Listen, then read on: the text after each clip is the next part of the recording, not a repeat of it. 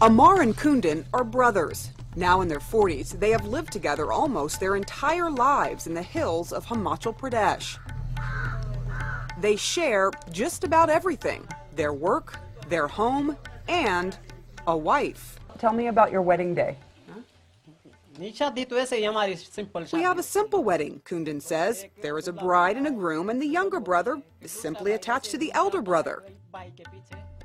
And this is their wife, Indira Devi.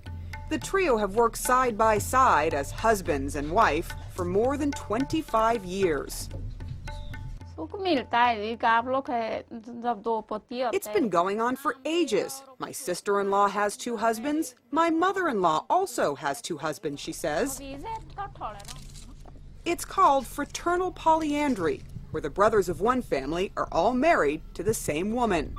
It's not common in most of India, but still flourishes in remote parts of the Himalayas.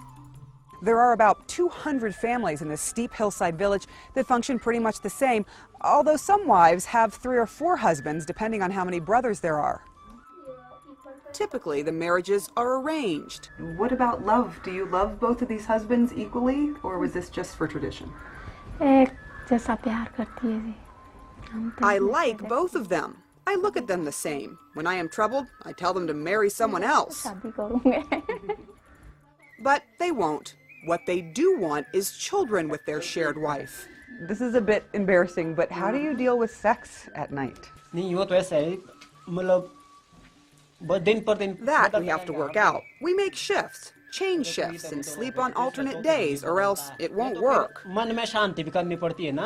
Is it difficult to have to share a wife between the 2 of you? To run the families, we have to do this, overcome the hurdles, and we have to control our hearts from feeling too much also. But feelings grow, and so did their family. They have 3 adult children now, who all live and work together in the same house. Do you know which child belongs to which biological father? We tell the kids that both fathers are the same. The family doesn't know and doesn't care. The daily grind takes all their time and energy.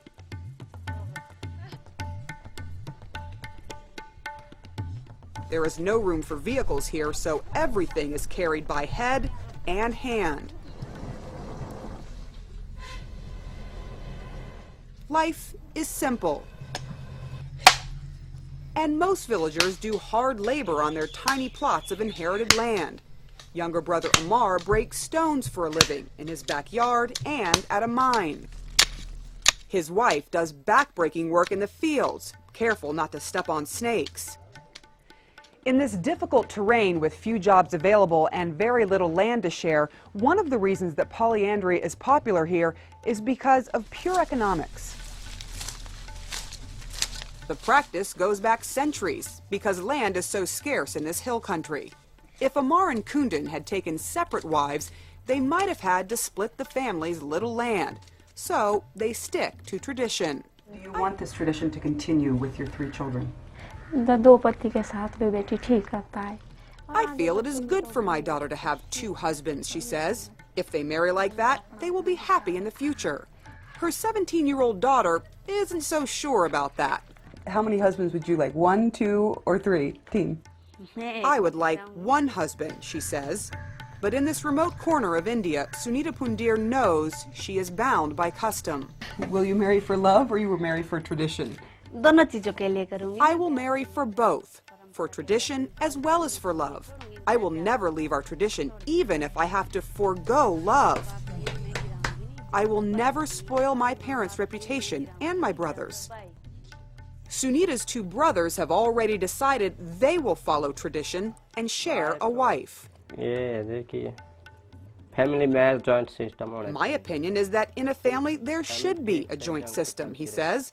The joint system is very good. Family runs very well that way. To find one, they'll have to travel to another village. The gene pool here is too small. The villagers say almost everyone here is related in some way. There's another incentive for polyandry. For every 1,000 boys born in this region, there are about 850 girls. As education and India's rapid modernization seep into this hill country, though, its ancient traditions may fade away. Until then, life for these villagers will be much the same as it was for their forefathers and mothers hundreds of years ago. Sarah Seidner, CNN, Himachal Pradesh, India.